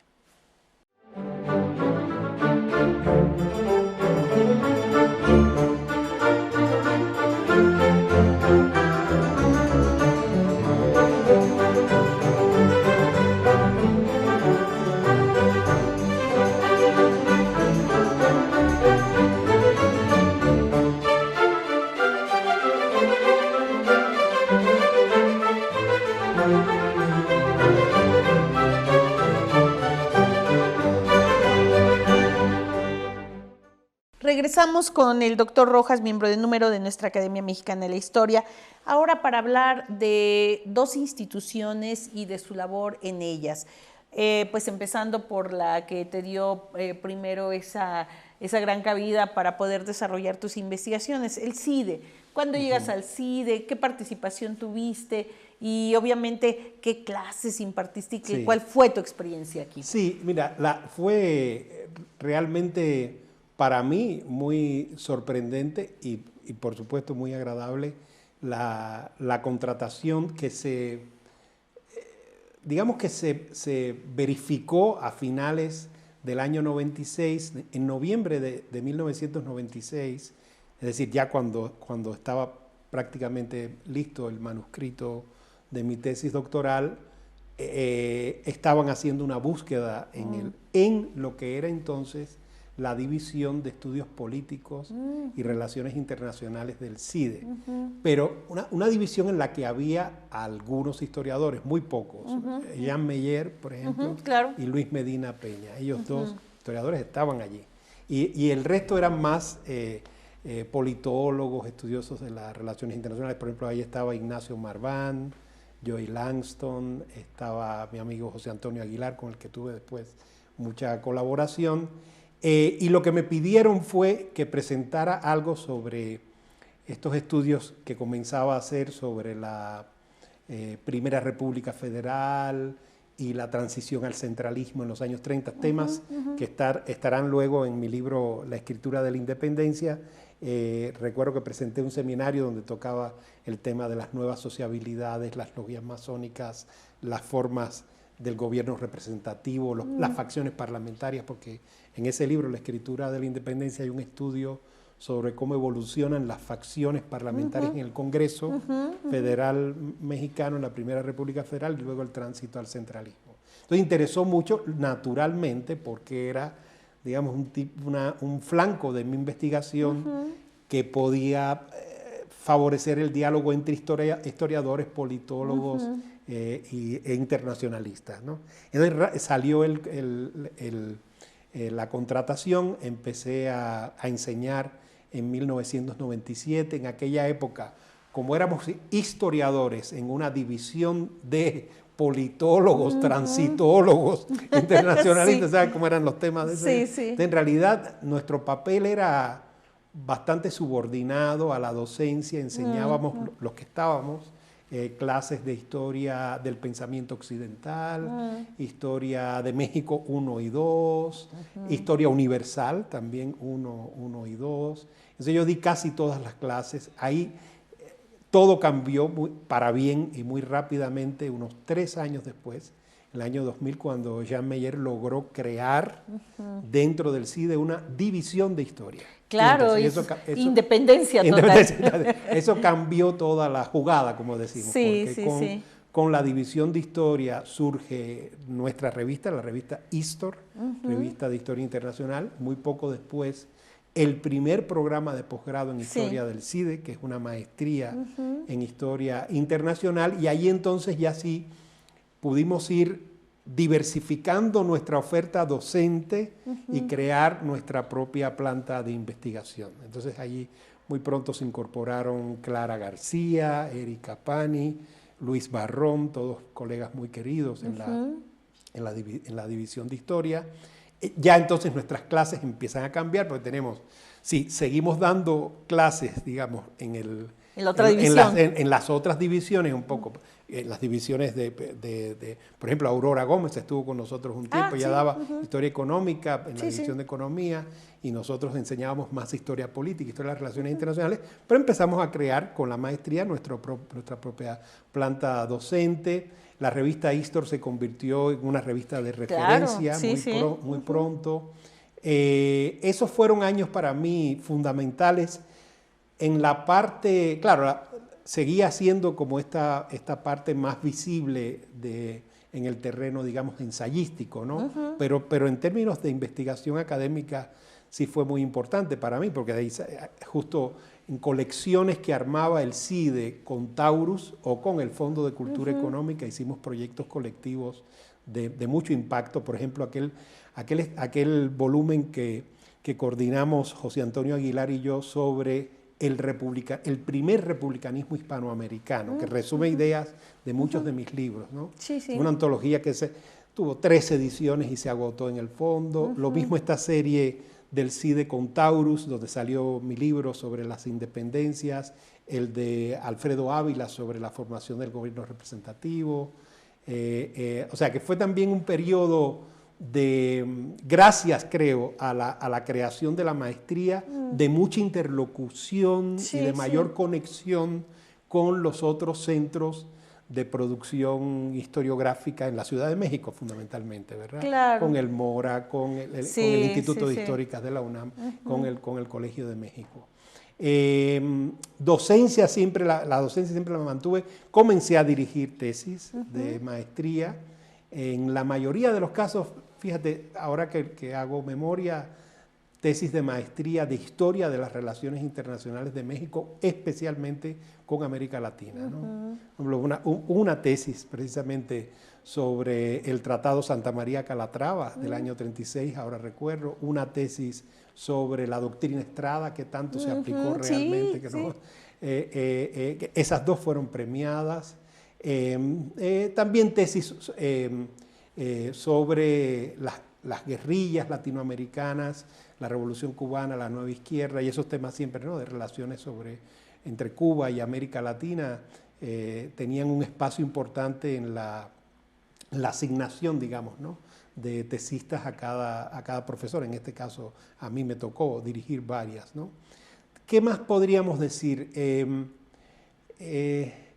Bueno, yo diría que también o sea, el desarrollo propio de la maestría en Historia Internacional y de la revista condujo casi naturalmente a que la división del CIDE de historia en algún momento planteara la creación de un doctorado, que es el más reciente doctorado de historia aplicada, Sí. pero ese ya no me tocó tanto a mí, ¿no? Fueron años también en que gracias a las facilidades que ofrecía el CIDE, pude tener estas estancias en Sí. universidades Sí, de en Estados Unidos. Columbia, en Austin, en Princeton, sí, claro. En Yale, la última en el año 2018, aunque Claro, sí. ya esa sí coincide con un sabático en el que ya se me hace la oferta de presentarme a una plaza en el Colegio de México, en el 2018. Claro. Es decir, que ya van a ser ya que... Sí, 5 años casi, ¿no? 5 años, muy rápido. Parece que fue una, pero en el CIDE duraste, sí, duraste mucho, 20 años, 20 ¿no? más Sí, de un 20 poquito más de años, 20 años. 21, 22 años Claro. en el CIDE. Fue una experiencia extraordinaria. Y claro, al principio, como se ve en lo que te decía, no es, digamos, la primera reacción de ser tan poquitos historiadores en una división de estudios políticos no era de susto, no como de miedo, pero después me doy cuenta de que fue muy importante también para el desarrollo de mi carrera investigativa y docente, Claro. sobre todo para reforzar, digamos, el ángulo latinoamericano Sí. de mi perfil, ¿no? Que Claro. no creo que lo hubiera logrado sin tener ese diálogo tan directo con latinoamericanistas como Gabriel Negreto, por ejemplo, el argentino, ese era colega nuestro en el CIDE, o el propio José Antonio Aguilar, que es un latinoamericanista también. Yo creo que eso fue perfilando mucho mejor, ¿no? Mis líneas de investigación. Sí, esta visión hispanoamericana. Ajá. Yo te quisiera preguntar, antes de pasar al Colegio de México, de esta antología que logras impulsar, ¿cuál es, en tu experiencia, no solamente de empuje, sino de haber recibido información de otras experiencias como esta que no se logró propiamente de la antología dirigida por Fuentes, pero que tenía esa idea de lograrse? ¿Cuál es el toque que debe de tener una antología para tener éxito en términos intelectuales? Bueno, qué pregunta, sí. Bueno, yo creo que en el caso de la que hicimos José Antonio Aguilar y yo hacia el año 2002 sobre el primer republicanismo, es como esa capacidad de captar cuando un tema se está consolidando en el campo historiográfico. Entonces, claro, nosotros observamos que se estaban escribiendo a la vez muchas investigaciones, ¿no?, de largo aliento sobre eso, ¿no? Porque siempre que se hablaba de las grandes divisiones ideológicas y políticas en el siglo XIX, te decían los liberales por un lado, los conservadores por el otro, o los republicanos por un lado, los monarquistas por el otro. Entonces, aquí había una conceptualización del republicanismo que iba más allá del choque con la monarquía, ¿sabes? ¿No? Que es toda esta idea, estos estudios de Quentin Skinner y de Maurizio Viroli y de Pocock, J.G.A. Pocock, aquel historiador del momento maquiavélico, como le llamaban, que era toda la filosofía política que se deriva de la experiencia de las repúblicas de Venecia y Florencia y cómo los Founding Fathers en Estados Unidos aprovechan eso, ¿no? Entonces, yo creo que eso fue muy importante. Entonces, o sea, creo que atinamos al elegir un tema y convocar a un grupo de investigadores, historiadoras e historiadores de toda la región que aportaran desde sus países esa experiencia. Por eso yo creo que fue el éxito de esa antología. Ahora, hicimos otros proyectos colectivos más complicados, como son la serie, no una antología, sino una serie editorial, que fue esta que coordinó Clara García. Bueno, ella coordinó 2, Herramientas para la Historia, que es este conjunto de libritos con el Fondo de Cultura Económica sobre historiografías, ¿no? Que a mí me tocó hacer con Antonio Annino, el de Independencias, sí, ¿no? Sí, claro. Bueno, pero ella coordinó otro junto con Nacho Marván, y ahora no recuerdo si otro colega más, es probable que haya alguien más del CIDE ahí, que es este proyecto de las modernizaciones, ¿no? Que es estudiar la historia de México desde fines del siglo XVIII hasta principios del siglo XXI, a partir de la lógica de las modernizaciones. Y de ahí salieron una serie editorial de unos 10 volúmenes o más. Claro. Eso, yo creo que fueron grandes proyectos ¿no? editoriales Sí. de la División de Historia del CIDE en colaboración con las otras divisiones de la misma institución y de la comunidad de historiadores de México. Claro, y cómo hace tanta falta ahorita en este momento en que la producción de artículos parece ser la panacea, y si están en el ranking tal y si no están, cuando finalmente la historia de las ideas lleva su tiempo, ¿no? Sí, o sea, la historia de los procesos lleva su tiempo. Conjuntar los equipos, no es fácil coordinar equipos de 5, 10, 20 colegas, ¿no? Entonces creo que el trabajo colectivo, de alguna manera, de pronto como que no se entiende del todo frente a toda esta vorágine, ¿no? De artículos. Tienes razón. Y claro, es inevitable asociar el éxito de estos proyectos tan sofisticados con el respaldo de las instituciones. Así es. Que nos tocó, bueno, en un momento también, no solo las instituciones, sino las efemérides. Entonces tuvimos el momento del bicentenario de las independencias y del centenario de la Revolución Mexicana entre el 2010, el 2012, porque podemos incluir a la Constitución de Cádiz allí, que realmente fue un momento muy propicio para llevar adelante estos proyectos. Porque recuerdo también otro que tenemos por acá, que es esta colección de una nueva historia de las relaciones de México y el mundo, que coordinó Mercedes de Vega desde la Cancillería. Ese es un proyecto más o menos de las mismas dimensiones que el que mencionaba de Clara García y Nacho Marván en el CIDE. El del CIDE fue con el fondo y este fue con la Cancillería. Pero imagínate, eran las relaciones de México con Centroamérica, con el Caribe, con América del Sur, con Estados Unidos, con Asia, África, ¿no? Europa. Entonces, creo que a veces con países, ¿verdad? Específicamente con España, ¿no? Desde el siglo XIX hasta el siglo XXI, ¿no? Fue un gran esfuerzo de colaboración. Claro. Claro, y de ponerte a debatir con tus pares que tiene a veces tiempo que no ves o que no estás en una relación directa. Y, por ejemplo, a mí, en este momento, creo que no veo yo un proyecto claro, por ejemplo, de los 200 años de las relaciones México-Estados Unidos, que inicia el año pasado y debería de concluir en octubre de este año. Y no me parece ver un proyecto claro por ahí, ¿no? Bueno, muy interesante la pregunta. Evidentemente, la efemérides está moviendo ¿no? el tema a nivel académico. Yo sé que se hizo una edición magnífica de perfiles biográficos de los embajadores de Estados Unidos en México, que coordinaron Roberta Layuz, Erika Pani, creo que Paolo Riguzzi, creo que Lorena Ruano. Se presentó en el Colegio de México, sé que se presentó en Nueva York.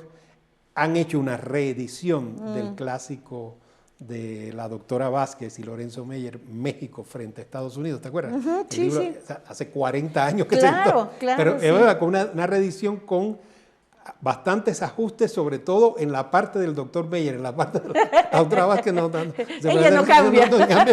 Claro, porque lo que ha ido cambiando, hay que actualizar la parte final. Y sé que por ahí sigue habiendo, pero en efecto, no algo equivalente a lo que fue. A lo del 10. Claro, y bueno, y ahí estamos hablando de 200 años, pero bueno, que lo tomemos ahí como referencia. Terminemos este segmento con el Colegio de México. Tu llegada al Centro de Estudios Históricos. Bueno, fíjate que me doy cuenta que algo que no dije y que es fundamental para entender mi experiencia más reciente en el Colegio de México es que, claro, durante la larga estancia en el CIDE me tocó dirigir la división un breve tiempo y dirigir la revista Histor, otro tiempo un poquitín más largo. Y digo que es fundamental porque, claro, al ingresar al Colegio de México en el 2018, bueno, rápidamente me involucro en las tareas docentes, de investigación. En la docencia, fundamentalmente, lo que enseño son cursos para el doctorado, pero también para la licenciatura en Relaciones Internacionales del CEI, de Historia Contemporánea de América Latina. O sea, fundamentalmente el siglo XX, digamos. Ya voy dejando atrás el XIX, aunque por ahí tengo algún proyecto para regresar al XIX. Y en términos de investigación sigo también bastante concentrado en los debates intelectuales de la Guerra Fría en América Latina. Pero al año de estar en el colegio me proponen la dirección de Historia Mexicana. Sí. Eso sí es lo que me ha costado más trabajo. Y realmente el antecedente más inmediato que encuentro fue el periodo de la dirección de Histor. Claro. Con las diferencias enormes que hay entre una revista y la otra, ¿no? Por supuesto. Exacto. Para empezar, la antigüedad. La antigüedad y el volumen, claro, la cantidad de material que hay que procesar. Recuerda que Historia Mexicana, o sea, estamos editando justo en estos días el número 288. Sí, sí, sí. Ya pasamos los 70 años de la publicación, estamos entrando ya casi en el 72. Sí, sí. Y luego entonces la revista ha crecido muchísimo. Tú recordarás, ¿no?, que las dimensiones de la revista rondaban unas 300 páginas. Cuando llegaba a 200 ya era muy gruesa, ¿no? Ahora estamos sobre las 600 en cada volumen, ¿no? Entonces, también la revista se ha estado diversificando también. ¿Sí? Sigue siendo una revista fundamentalmente de temas de historia de México a nivel regional, estatal, local, o sea, de microhistoria también sigue siéndolo, a nivel nacional, y lo mismo de historia económica, social, política, intelectual, cultural, demográfica, lo que quieras. Ahora historia ambiental, o historia de las mujeres, o historia con un enfoque específico de género, ¿verdad? Entonces, esa es la revista. Sin embargo, van apareciendo un número sí y otro no, dosieres. Entonces son como unos pequeños bloques monográficos, donde ahí sí ya la revista entonces se transnacionaliza un poco. Entonces no es únicamente de México, aunque siempre tiene que haber un ensayo que relacione el tema del dossier con México. Claro. O sea, esa es una condición para que no quede, ¿sabes? Porque si no, entonces no pierde el sentido. Pierde el diálogo interno la propia publicación. Entonces ahí sí nos hemos estado desplazando hacia temas latinoamericanos, y no solo latinoamericanos, pero de la parte latinoamericana destaco estos dos números recientes, uno con un dossier de historia del fútbol en América Latina, que tiene por supuesto un capítulo sobre México. Claro, no podía ser de otra manera. Y luego otro dossier sobre los primeros partidos comunistas en América Latina, igual que en el mismo enfoque, ¿no? Y la verdad que ha sido una experiencia extraordinaria, porque la revista, yo diría que gracias a esa diversificación y la edición digital, la revista entonces ya se reposiciona de otra manera frente a la comunidad más joven, ¿no? Claro. De investigadores e investigadoras. Claro, justo eso te iba a decir. No solamente ha cambiado en el volumen, en la aparición de estos dossier. Es muy rápido encontrar los números electrónicos que incluso salen un poquito antes que la edición. Que la edición impresa. Y eso es maravilloso porque, por ejemplo, a los colegas que están desde sus instituciones muy empujados a producir y a dar evidencia, digo, tener un artículo en Historia Mexicana es muy reconocido, ¿no? Sí, sigue estando en los puntos más altos del índice académico. Y ahora con la versión digital, como tú bien dices, yo diría que el impacto de la revista se ha multiplicado. Sigue apareciendo impresa y hay una parte de la comunidad que sigue valorando muy altamente la edición impresa. Pero sí, ya la revista a nivel... Además, la página electrónica incluye también, o sea no solo está la revista, sino están los videos de las presentaciones, los obituarios que publicamos cuando desaparece algún colega muy querido. Ahora, por ejemplo, está en la página de la revista un díptico que hemos hecho a propósito de la trayectoria de Enrique Florescano. Una de las autoras es Erika Pani y el otro es Juan Ortiz. Sí, yo creo que es una página que rápidamente te permite ubicar, que tú puedes sacar la historia.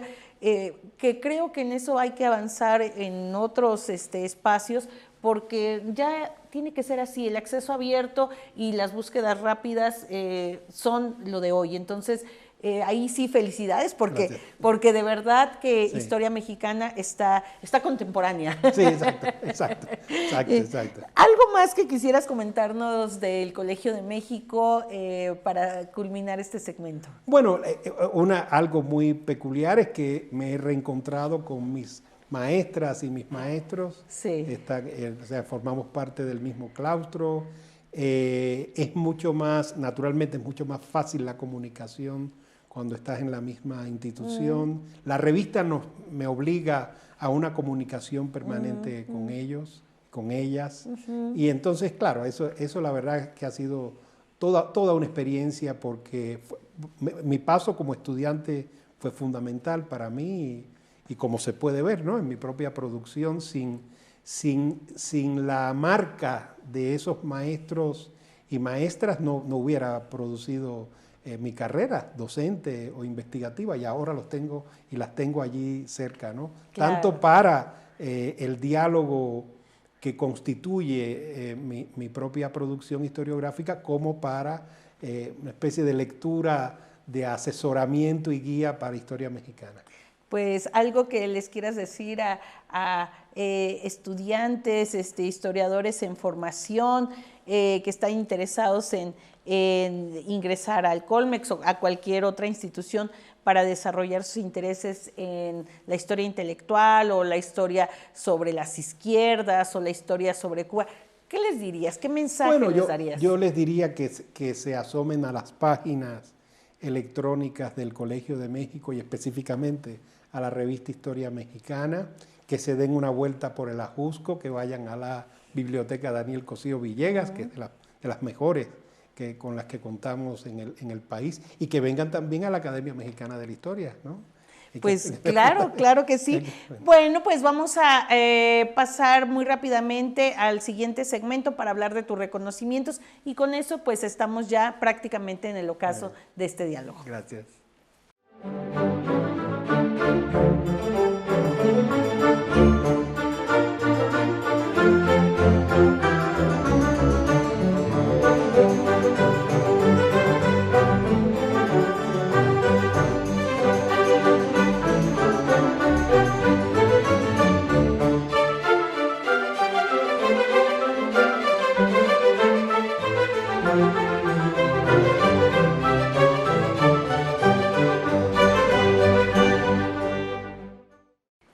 Regresamos a el último segmento de este diálogo con el doctor Rafael Rojas, quien nos ha dado un recorrido por la gran obra desarrollada a lo largo de estos años, por las vías en las que él ha dejado su marca en la historiografía, no solamente de Hispanoamérica, de Cuba, también de México, y estos diferentes espacios de debate y, por supuesto, la base literaria, esa discusión riquísima entre literatura y debate político, diplomático y exilios. Muchísimas gracias por eso, de verdad ha sido muy rico estar dialogando contigo, pero terminemos con el campo de los reconocimientos.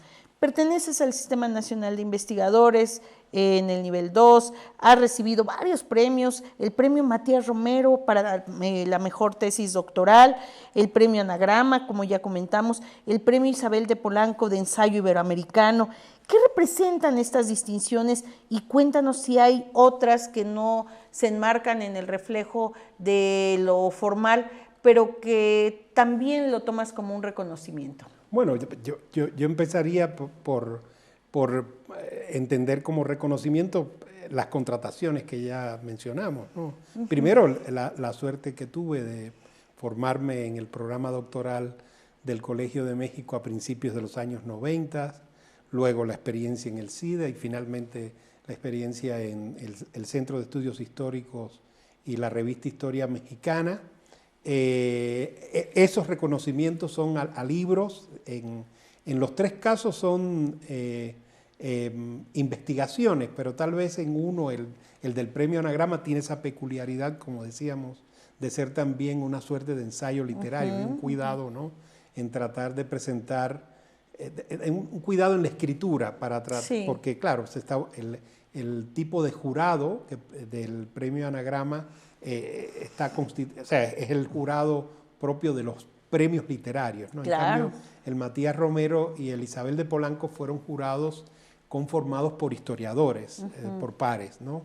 Entonces, claro, o sea, hay alguna diferencia entre ellos, pero sí fueron, en los tres casos, investigaciones. Yo diría que, bueno, en el caso de la tesis doctoral es más conocido, pero el de las repúblicas de aire también fue esa investigación que pude hacer en Nueva York, en Filadelfia, también en España, naturalmente, para dar con esta efervescencia, ¿no?, de ideas, constituciones, proyectos de gobierno, diseños, ¿no?, de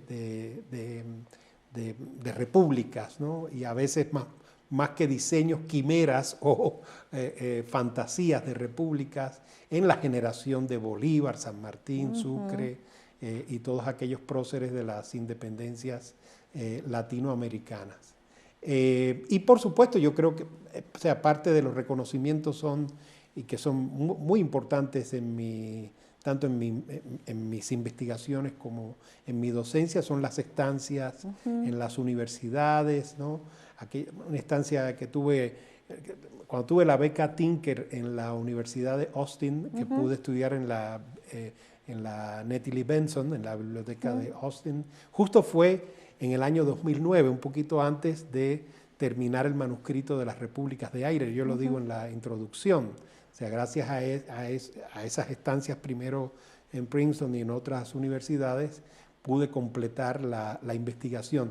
Y la última gran investigación que hice sobre la New Left, ¿no?, en Nueva York, también es resultado de esas estancias, porque si no, o la polis literaria, como te decía, si no tienes acceso a las cartas en la Firestone, o no puedes ir a la Public Library de Manhattan a leer ciertas revistas, no hubiera podido hacer cualquiera de esos libros, o Traductores de la Utopía, o la polis literaria. Y por último, yo diría que un reconocimiento fundamental es justamente el ingreso a la Academia Mexicana de la Historia, ¿no? Sí, sí, justo esto lo estaba dejando para el final. En 2018 ocupas ya el sillón 11 que perteneció a Álvaro Matute, un sillón muy importante. ¿Qué ha representado para ti este ingreso y cómo te has involucrado con las actividades de la Academia? Bueno, la verdad es que ya tenía alguna vinculación con la Academia a través de los ciclos de conferencias. Había venido varias veces a ciclos de conferencias organizados por el doctor Lira, alguno que organizó también el doctor Meyer alguna vez, y por supuesto el doctor García Diego.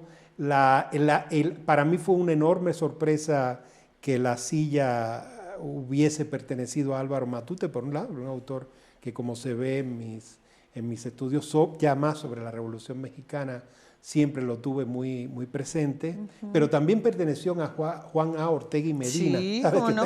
Es un historiador con el que yo entré en contacto desde mi curso con la doctora Vázquez en el Colegio de México. Sí, porque él hizo estudios sobre el cambio en los límites de la Nueva España al México moderno en el siglo XIX.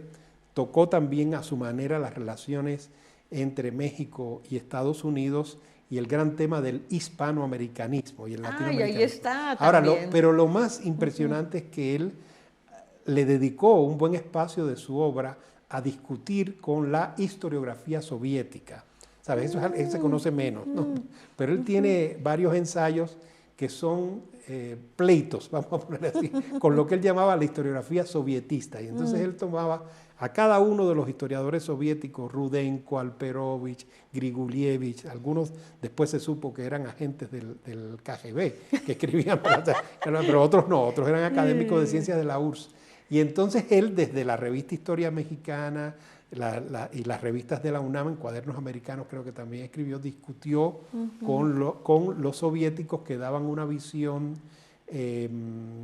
a su juicio, incorrecta del proceso de independencias en el siglo XIX, específicamente de la Revolución Mexicana, que contraponían a la cubana, es decir, presentaban la Revolución Mexicana como una revolución burguesa, entonces en contraposición a la Revolución Socialista cubana. Y eso me sorprendió mucho cuando conocí esa parte del profesor Ortega y Medina, que tiene que ver mucho con lo que estoy investigando actualmente, justamente, que es o sea, cómo México fue un escenario privilegiado de los debates historiográficos de la Guerra Fría. Claro. Es decir, no solo de los debates ideológicos y políticos, eso lo sabemos, ¿no? Sino de los debates entre historiadores de Estados Unidos, del campo socialista y de América Latina fundamentalmente. Claro, iba a terminar con la pregunta, ¿qué viene para los próximos años en el trabajo académico de Rafael Rojas? ¿Qué es lo que estás desarrollando? Pero ya nos comentas qué es esto, ¿no? Estoy haciendo un libro que es un recorrido por polémicas entre historiadores e historiadoras en la Guerra Fría. Es decir, no la discusión sobre la Guerra Fría, sino la Guerra Fría como el contexto en el que se produce la discusión. Por ejemplo, la discusión que seguro te suena sobre los modos de producción. Digamos, si la economía colonial latinoamericana es capitalista, es semifeudal, eso creo que es discusiones que nos parecen bizantinas hoy, pero fueron fundamentales, ¿no? Sobre las estructuras agrarias, sobre los procesos de industrialización, la discusión del subdesarrollo y el desarrollo. Claro. Esos fueron los grandes debates, las grandes polémicas en las que se involucraron revistas, Historia Mexicana está ahí, Cuadernos Americanos, la importante revista que fundó Silva Herzog en la UNAM, Hispanic American Historical Review, o la revista del Instituto Ravignani en Buenos Aires, o New Left Review, la gran revista de Hobsbawm, Miliband en Gran Bretaña. Entonces, estoy reuniendo esas discusiones, claro, que se escenifican en libros y en revistas. Estas son las revistas, pero también están los libros, ¿no? Las grandes discusiones sobre las estructuras agrarias en México, por ejemplo, que encarnan en libros como los de Enrique Florescano, Roger Bartra, Rodolfo Stavenhagen, Pablo González Casanova, todo eso, ¿verdad? Todo eso sería el mundo, ese es el mundo que estoy tratando de reconstruir, los grandes debates historiográficos en la Guerra Fría latinoamericana.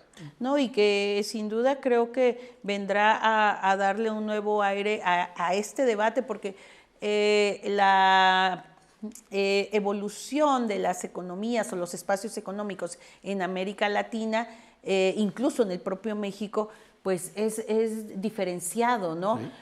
Y no hay tampoco un desarrollo agrario único. Claro. Y te comento porque yo desde hace ya, te podría decir, 25 años estoy en el norte y estudiando en el norte, y los procesos de colonización van a ser diferentes y no va a haber como tal, al menos en el noroeste, un campesinado como se presenta en el resto del país, y hay una participación de los extranjeros invirtiendo incluso en pleno periodo de la Revolución Mexicana, entre el 10 y el 17, si se quiere, muy puntual, ¿no? Entonces, hay otra manera de entender el proceso de colonización más asociado a la economía fronteriza y de Estados Unidos. Son muchos Méxicos. Claro, sí. Entonces, sin duda que va a volver a ser rica esta visión, que lo comparado y lo amplio, de verdad que siempre cae muy bien para poder revitalizar los debates. Así es. Así que, pues, muchas gracias por regalarnos tu memoria el día de hoy para la Academia Mexicana de la Historia. Muchas gracias a ti, Araceli. Un placer. Pues terminamos con este diálogo fascinante y los esperamos en la próxima sesión de diálogos desde la Academia Mexicana de la Historia. Buenas tardes.